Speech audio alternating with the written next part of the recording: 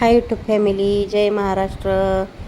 हे बघा केरेवाडीचं शिवाजी बापू शेंडग्यांचं स्मारक आहे मोठं केरेवाडीमधलं.